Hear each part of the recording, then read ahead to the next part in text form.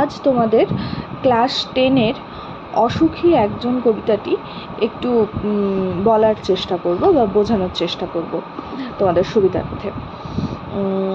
এই অসুখী একজন এই কবিতাটি লিখেছেন পাবলো নেরুদা।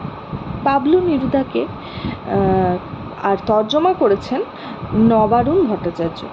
নবারুণ ভট্টাচার্যই বাকি।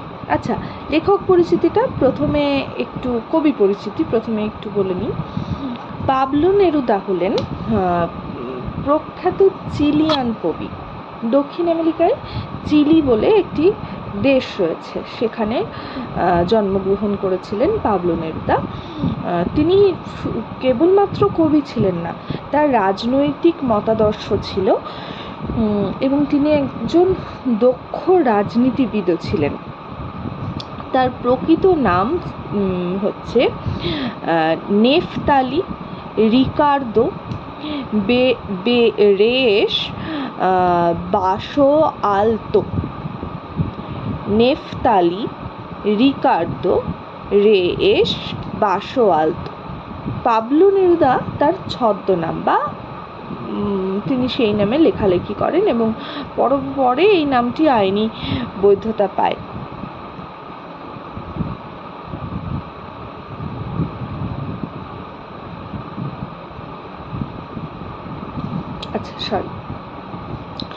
তো এই হচ্ছে পাবলো নেরুদা। মানে তিনি মাত্র 10 বছর বয়সে কবিতা লেখার সূচনা করেন, কবিতা লেখেন। তার জন্ম হচ্ছে 1904 খ্রিস্টাব্দে 12 জুলাই জন্মগ্রহণ করেন তিনি। মাত্র 10 বছর বয়সে তিনি কবিতা লেখার সূচনা করেন। 1923 সালে বা 1923 খ্রিস্টাব্দে তার প্রথম বই টুইলাইট প্রকাশ করার জন্য নিজের যাবতীয় জিনিস বিক্রি করে দেন। 20 love poems and a song of despair গ্রন্থটি তাকে কবি খ্যাতি এনে দেয়। তিনি কবি হিসেবে খ্যাত লাভ করেন। চিলিতে দক্ষিণপন্থী সরকার এলে নেরুদার আত্মগোপন করতে হয় নেরুদাকে, এবং সেই সময়েই তিনি অনেক কিছু লেখালেখি করেন। তার লেখার মধ্যে যেটা মানে সব থেকে বেশি প্রকাশ পায় তা হচ্ছে মানুষের মানে সমাজের সামাজিক মানুষ বা সমাজের যাদেরকে আমরা বলি অর্থনৈতিকভাবে একটু দুর্বল, সেই সমস্ত মানুষদের হয়ে তিনি লিখেছেন কবিতা। তার ঐতিহাসিক মহাকাব্য রয়েছে, রাজনৈতিক বিভিন্ন লেখা রয়েছে, বা রাজনীতি কীভাবে পরিচালিত হওয়া উচিত বা রাজনীতির যে দোষ গুণ সেই বিষয়গুলো নিয়ে তিনি লিখেছেন। তিনি বিভিন্ন জায়গায় রাজনৈতিক বক্তৃতা দিতেন, দক্ষিণ আমেরিকার বিভিন্ন দেশে, ব্রাজিলেও তিনি গেছেন বহুবার। তার মানে এই বিশাল কর্মকাণ্ড বিভিন্ন দেশে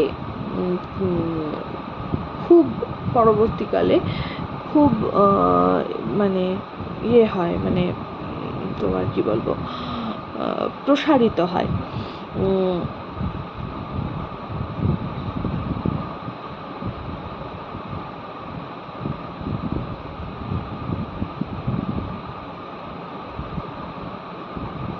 আচ্ছা, 1950 সালে তিনি মানে রাজনৈতিক কারণেই বিভিন্ন সময় তাকে দেশ ছেড়েও যেতে হয়েছে। 1950 সালে তিনি আন্তর্জাতিক শান্তি পুরস্কার পান এবং 1971 সালে তাকে শান্তির জন্য তাকে নোবেল পুরস্কার দেওয়া হয়েছিল 1971 সালে। আর তার 1973 সালে 23শে সেপ্টেম্বর তিনি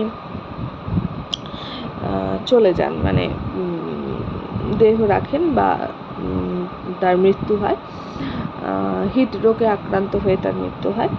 তিনি মূলত, যেহেতু রাজনৈতিক ব্যক্তিত্বই বলছি, তাই মূলত তিনি ছিলেন মানে কমিউনিস্ট পার্টির সঙ্গে যুক্ত ছিলেন এবং সমাজ তন্ত্রবাদ বা সমাজে শ্রমিক শ্রেণী, খেটে খাওয়া মানুষদের জন্য তিনি আগাগোড়া তার লড়াই করে গেছেন। নবারুণ ভট্টাচার্যের সম্পর্কে কিছু বলি। নবারুণ ভট্টাচার্য সম্পর্কে এই বইয়ের পেছনেই মানে গল্প কবিতার শেষেই লেখা আছে, পাবলো নেরুদা সম্পর্কে লেখা আছে। নবারুণ ভট্টাচার্য হচ্ছেন আমাদের বাংলা সাহিত্যের, আধুনিক বাংলা সাহিত্যের একজন অন্যতম কবি। তার চিন্তাধারাও অনেকটা এই পাবলো নেরুদার মতনই, মানে তিনিও সমাজের খেটে খাওয়া মানুষ, সমাজের পিছিয়ে পড়া মানুষ, এদের জন্য লিখে গেছেন, এদের কথা বলে গেছেন। এবং তিনি খুব কখনো কখনো বেশ তিক্ততা তার লেখার মধ্যে বেরিয়ে এসেছে। সমাজের বিকৃত যে সমস্ত কাজকর্ম হয় বা বিকৃত মানসিকতার মানুষদের জন্য, বিকৃত মানসিকতার মানুষজন কাদের কথা বলছি? যারা ধরো অর্থের বলে নিজেকে অনেক কিছু এলিট মনে করে বা নিজেকে খুব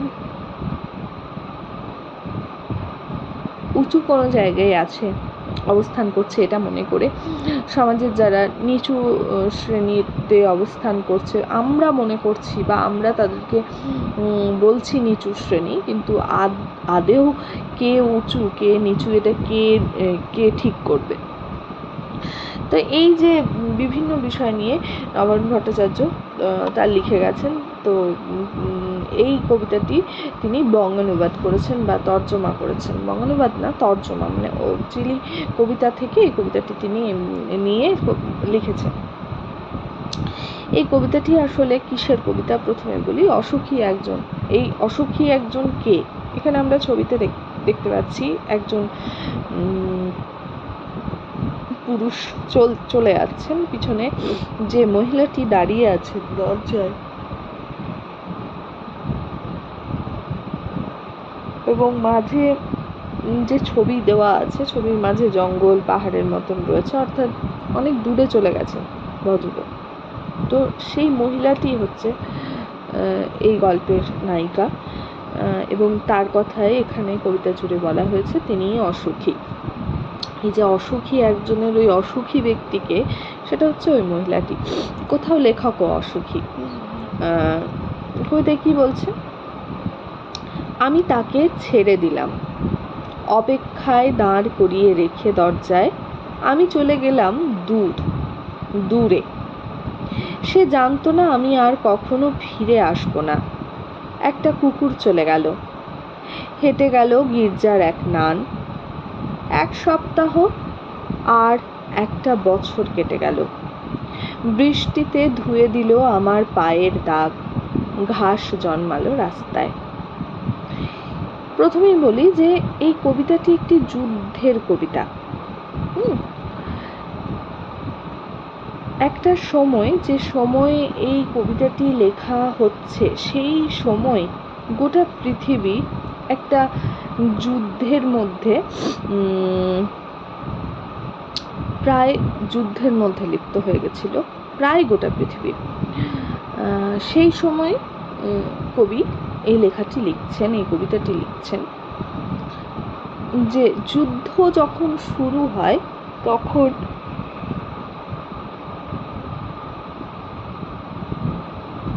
অনেক সময় দেশে কারা সৈন্যরা কেবল যুদ্ধ করে না, যুদ্ধের সঙ্গে গোটা দেশ জড়িয়ে পড়ে। এটা একটি যুদ্ধ বিধ্বস্ত কবিতা। যুদ্ধের যে কালো দিকগুলো বা যুদ্ধে মানুষের যে ক্ষতি, সেইটা কবি আঁকার চেষ্টা করেছেন। যুদ্ধ শুরু হওয়ার পর অনেক সময় কারোর হয়তো কোনো মানে সেনাবাহিনীর পরেও বেশ কিছু মানুষকে যুদ্ধে নিয়ে নেওয়া হয় বা যুদ্ধে ডাকা হয়। সেরকম এক ব্যক্তিকে, কথক, এখানে যদি বলা হয় কথককে ডাকা হয়েছে যুদ্ধে, কিন্তু তিনি সেই কথা, যুদ্ধে গেলে যুদ্ধে নাও ফিরে আসতে পারেন, একটা না আসার বার্তা থাকে, তিনি তার প্রিয়তমা যে কষ্ট পাবে, তার প্রতিদিন সে যদি একটা অপেক্ষা করে, তার অপেক্ষার মধ্যে একটা আশা থাকবে। কিন্তু যুদ্ধে যারা যায় তাদের বাড়ির লোকেরা কতই বা আশা করতে পারে, তারা তো প্রতিদিন দগ্ধে দগ্ধে মারা যায় না। যে যুদ্ধে যাচ্ছে সে তো যুদ্ধ করতে করতে হয় বাঁচবে, না হলে মারা যাবে। তার মধ্যে তার মৃত্যু, সে জানে যে সে প্রতি পদক্ষেপে সে মৃত্যুর সঙ্গে ছলনা করছে। কিন্তু তার ভালোবাসার লোকজন, তার বাড়ির লোকজন, তারা তো দগ্ধে দগ্ধে প্রতি তিলে তিলে এই বুঝি কিছু খবর আসলো বলে তারা তিলে তিলে শেষ হয়। তো এখানে কথক তার প্রিয়তম মানুষটিকে সেই কষ্টটা, তিলে তিলে দগ্ধে দগ্ধে মৃত্যু যন্ত্রণা সহ্য করতে দেননি, তাই তিনি হয়তো তাই বলেননি। তো তিনি না বলেই বাড়ি ছেড়েছেন। তাকে ছেড়ে দিলাম, মানে বাড়ি ছেড়ে যে আসছেন, তিনি তো জানেন যে তিনি আর নাও ফিরতে পারেন বা ফিরবেন না। তো সেইখানে তিনি বলছেন তাকে ছেড়ে দিলাম, অপেক্ষায় দাঁড় করিয়ে রেখে দরজায়। সে দরজায় অপেক্ষা করবে যে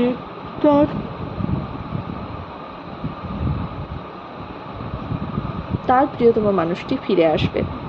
তো সেই অপেক্ষায় দাঁড়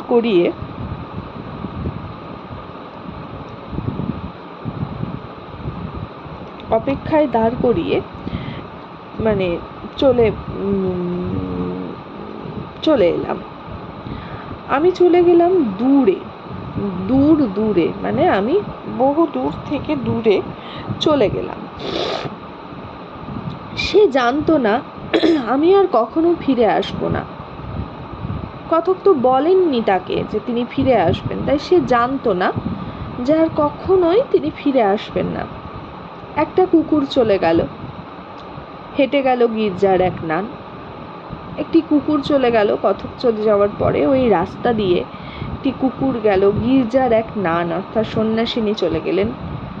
একটা সপ্তাহ, একটা বছর কেটে গেল, অর্থাৎ দিনের পর দিন কেটে গেল। কিন্তু সেই প্রিয়তম মানুষটি তার প্রিয়তম মানুষের জন্য অপেক্ষায় করতে থাকলো। দরজায় দাঁড়িয়ে থাকাটা প্রতীক, তার অর্থ অপেক্ষা করা। আমরা আমাদের প্রিয় মানুষজন যদি কোথাও যায়, আমরা অপেক্ষা করি। অপেক্ষা করা মানে কি আমরা সর্বক্ষণ দরজায় দাঁড়িয়ে থাকছি তা তো নয়। আমরা অপেক্ষা করছি, বাইরে গিয়ে দেখি, কখনো কখনো অপেক্ষা করি। আগেকার মানুষ রাস্তায় গিয়ে দেখতো। যাই হোক, বৃষ্টিতে ধুয়ে দিল আমার পায়ের দাগ ঘাস জন্মানো রাস্তায়, এটাও একটি প্রতীকী শব্দ। অর্থাৎ তিনি চলে যাওয়ার পরে সেই রাস্তায় তার যে দাগ ছিল সেটা তারপরে অনেকে গেল, বছর ঘুরলো, সপ্তাহ ঘুরলো, মাস ঘুরলো, তারপরে সেই রাস্তায় তার পায়ের দাগকে ধুয়ে দিল, বৃষ্টিতে ধুয়ে দিল। অর্থাৎ বৃষ্টি হলো, তার পায়ের যেটুকু চিহ্ন ছিল কোনো চিহ্ন আর রাখলো না, কোনো চিহ্ন আর থাকলো না। আর একটার পর একটা পাথরের মতো, পরপর পাথরের মতো বছরগুলো নেমে এলো তার মাথার উপর। তার কার?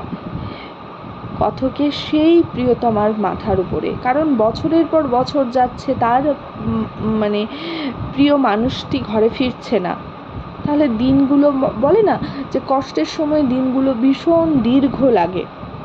এখানে পাথরের মতন কেন হচ্ছে? যেন পাথরে তাকে আঘাত করছে, মানে দিনগুলো এত কঠিন, এত কঠোরভাবে যাচ্ছে। তিনি অপেক্ষা করছেন, কোনো খবর পাচ্ছেন না, তার যে কষ্ট হচ্ছে সেটাকে বোঝাতে কবি বলছেন যে একটার পর একটা বছর যাচ্ছে, পাথরের মতন বছরগুলো যাচ্ছে, একটার পর একটা তার মাথায় নেমে এলো, যেন তার মাথায় আঘাত করছে কেউ পাথর দিয়ে।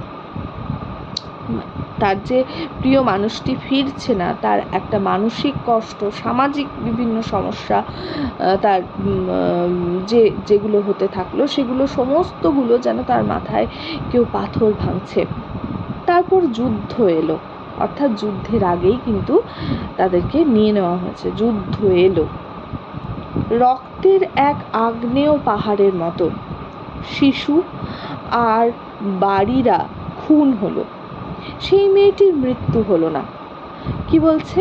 যুদ্ধ এলো অবশেষে, অবশেষে কথাটা ঠিক মানায় না, অবশেষে সেই কথার সঙ্গেই ব্যবহার হয় যেটা আমরা আশা করি, কিন্তু যুদ্ধ কেউ আশা করে না। তবু যুদ্ধ এলো রক্তের এক এক আগ্নেয় পাহাড়ের মতো। আগ্নেয় পাহাড় মানে হচ্ছে আগ্নেয়গিরি। আগ্নেয়গিরিতে যখন অগ্নুৎপাত হয় তখন যে লাভাগুলো বেরোয়, আগুনের লাভা, সেই লাভাগুলো তো জানে না যে কোথায় পড়তে হবে কোথায় পড়তে হবে না। সেই লাভাগুলো যেখানে, তার চারপাশে সমস্ত যে কোনো জায়গাতেই পড়তে পারে। ঠিক সেই রকমভাবে যুদ্ধ এলো, এবং যুদ্ধের যে রক্তাক্ত মানে দৃশ্য, দুর্ধর্ষ দৃশ্য, যুদ্ধের যে দামামা, যুদ্ধের যে ব্যবহৃত বিভিন্ন মারণাস্ত্র, সেইগুলো আগ্নেয় পাহাড়ের মতন, সেই আগুনের গোলার মতন ছুটল, বিভিন্ন জায়গায় ছুটে পড়ল। কে মারা গেল? শিশু আর বাড়িরা, মানে শিশু এবং বাড়িতে যারা থাকলো তারা। তারা কেন? যুদ্ধের সময় যখন বিপরীত পক্ষ যে বোমাগুলো ফেলে, সেই বোমাগুলো বা যুদ্ধের বিভিন্ন যে মারণাস্ত্রগুলো থাকে সেগুলো যখন পড়ছে, তখন বাড়ির পর বাড়ি ধ্বংস হয়ে যায়, শিশুরা মারা যায়। তারা তো বিনা যুদ্ধে প্রাণ দেয়, তারা তো সেখানে বাস করে, তারা তো জানে না। ধরো কোনো হাসপাতালে কেউ ফেললো, কোনো স্কুলে ফেললো, এগুলো তো হয় যুদ্ধে, আমরাও দেখছি আজকাল এটা হচ্ছে। তো এই যে বিষয়গুলো, যুদ্ধে নিরীহ মানুষ, রাজায় রাজায় যুদ্ধ হয় আর উলু খাগড়ার প্রাণ যায়, এটা একটা কথা আছে। বহু যুগ থেকে, যুগের পর যুগ ধরে এটাই চলে আসছে যে ক্ষমতাধর মানুষেরা যুদ্ধ করে, কিন্তু যুদ্ধে সৈন্য কারা দেয়? সৈন্যও হয় সমাজের উচ্চবিত্তরা তো সৈন্য দেয় না, নিম্নবিত্ত গরিব মানুষদের বাড়ি থেকে সৈন্য যায় বেশি, মধ্যবিত্তদের বাড়ি থেকে সৈন্য যায়। সৈন্যের হয় শিল্পপতি, বড় বড় বৃত্তশালী যারা, তারা কিন্তু সেই যুদ্ধে অংশ নেয় না। যাই হোক, সেটা অন্য কথা। তো এই যুদ্ধের সময় যে আগ্নেয়গিরির যে লাভা যেরকম উদ্গীরণ হয় এবং চারপাশটায় আগুনে ছেয়ে দেয়, ঠিক সেই রকম যুদ্ধের সময়েও আগ্নেয় পাহাড়ের মতন রক্ত এলো। রক্তের এক আগ্নেয় পাহাড়, মানে যেখানে পড়ছে সেখানে শেষ হয়ে যাচ্ছে, এবং সেখানে যেন রক্তে ভেসে যাচ্ছে জায়গা, এরকম। সেই মেয়েটির কিন্তু এত বিধ্বস্ত, এত ভয়ঙ্কর যুদ্ধে তার মৃত্যু হলো না। সমস্ত সমতলে ধরে গেল আগুন। শান্ত হলুদ দেবতারা, যারা 1000 বছর ধরে ডুবেছিল ধ্যানে, উল্টে পড়ল মন্দির থেকে টুকরো টুকরো হয়ে। তারা স্বপ্ন দেখতে পারল না। সেই মিষ্টি বাড়ি, সেই বারান্দা, যেখানে আমি ঝুলন্ত বিছানায় ঘুমিয়েছিলাম, গোলাপি গাছ, ছড়ানো করতলের মতো পাতা, চিমনি, প্রাচীন জল তরঙ্গ, সব চূর্ণ হয়ে গেল, জ্বলে গেল আগুনে। তাহলে কি বলছে? যে তারপর যুদ্ধ, ওটা তো হলো, সমস্ত সমতলে ধরে গেল আগুন। মানে সমতলে, অর্থাৎ ওই যে যেখানে মানুষজন বসবাস করছে, যেখানে নাগরিকরা বসবাস করছে, সেই সমতলে সমস্ত নগরীতে আগুন ধরে গেল যুদ্ধের। শান্ত হলুদ দেবতারা, যারা 1000 বছর ধরে ডুবেছিল ধ্যানে, উল্টে পড়লো মন্দির থেকে টুকরো টুকরো হয়ে। যুদ্ধে কিন্তু মন্দিরও বাদ যায় না, মন্দিরও ভাঙে, মন্দিরও ধ্বংস হয়। এবং যে দেবতারা শান্ত হয়ে এত বছরের পর 1000 বছর ধরে তারা ঘুমোচ্ছিল, তারা অবশেষে ভেঙে পড়ে, তাদেরকে ভেঙে দেওয়া হয়। সেই মিষ্টি বাড়ি, সেই বারান্দা, যেখানে আমি ঝুলন্ত বিছানায় ঘুমিয়েছিলাম, গোলাপি গাছ, ছড়ানো করতলের মতন পাতা, চিমনি, প্রাচীন জল তরঙ্গ সব কিছু চূর্ণ হয়ে গেল। অর্থাৎ যেখানে কথক বাস করত, যেখানে কথক একসময় বাস করত বা তার আশেপাশের জায়গায় মিষ্টি বারান্দা, ঝুলন্ত বারান্দা, অর্থাৎ আমরা যেটাকে বলি ঝুল বারান্দা বা ব্যালকনি যেটাকে বলি, ঝুল বারান্দা মানে, তো সেই ঝুল বারান্দা যেখানে সুন্দর করে মানুষ তার বাসস্থান সাজিয়েছিল গোলাপি গাছ দিয়ে, চিমনি দিয়ে, প্রাচীন জল তরঙ্গ দিয়ে। অর্থাৎ আমাদের বাড়ি সাজানোর যে জিনিসগুলো, বিভিন্ন জিনিস দিয়ে আমরা আমাদের পছন্দের বাড়ি সাজাই, সেই সব কিছু কি হয়ে গেল? আগুনে পুড়ে গেল, জ্বলে পুড়ে গেল। যেখানে ছিল শহর সেখানে ছড়িয়ে রইল কাঠ কয়লা, দোমড়ানো লোহা, মৃত পাথরের মূর্তির বিভৎস মাথা, রক্তের একটা কালো দাগ। আর সেই মেয়েটি আমার অপেক্ষায়। কি বলছে? যেখানে শহর ছিল, যুদ্ধের পর শহর নগর সমস্ত কিছু যেন ধ্বংসলীলা চলে, তো ধ্বংস হয়ে যায়, মানুষের সাধের বাড়ি সমস্তটা শেষ হয়ে যায়। আচ্ছা, যেখানে শহর ছিল সেখানে ছড়িয়ে পড়লো কাঠ কয়লা, অর্থাৎ সে তো সব কিছু তো পুড়ে গেছে, শেষ হয়ে গেছে, যুদ্ধের পরে আর পড়ে আছে শুধু কঙ্কাল, শহরের কঙ্কাল। তো সেই কাঠ কয়লা পড়ে রইল। দোমড়ানো লোহা, অর্থাৎ বাড়ি তৈরি করতে যে লোহা ব্যবহার করা হয়েছিল সেই লোহাগুলো দুমড়ে মুচড়ে পড়ে আছে। মৃত পাথরের মূর্তির বিভৎস মাথা, অর্থাৎ যেন সমস্ত কিছু শেষ হয়ে গেছে, মানুষ, মন্দিরের দেবতা, সব কিছু। রক্তের একটা কালো দাগ, এত রক্ত, সেই রক্ত ধুয়ে ফেলার লোক নেই, এরকম রক্তের দাগ থেকেই গেছে, থাকতে থাকতে সেটা কালো হয়ে গেছে, কারণ মোছার লোক নেই, মুছে শেষ করতে পারবে না, যে কজন বেঁচে আছেন তারাও মুছে শেষ করতে পারবেন না, এমন বিভৎস। আর সেই মেয়েটি আমার অপেক্ষা। এত বিধ্বস্ত শহর নগর মন্দির সমস্ত কিছু শেষ হয়ে যাওয়ার পর, যুদ্ধের পর, সেই মেয়েটি অপেক্ষায়। এই মেয়েটি হচ্ছে প্রতীক। হয়তো সেই, অর্থাৎ যুদ্ধের পর, যুদ্ধের শেষে যারা বেঁচে যায় তারা কিন্তু অনেক প্রিয় মানুষকে, অনেক প্রিয়জনকে হারিয়ে তারা একাকী বাঁচে, তারা একা হয়ে যায়, তো তারা অসুখী, তারা কেউ, যুদ্ধ কাউকে সুখ এনে দিতে পারে না। যুদ্ধের শেষে সবাই অসুখী হয়ে পড়ে, কারণ প্রিয়জনকে হারানোর কষ্ট তাদেরকে সারা জীবন বয়ে বেড়াতে হয় এবং সারা জীবন তাদের থেকে যায়, অনেকের সুস্থ জীবন শেষ হয়ে যায়।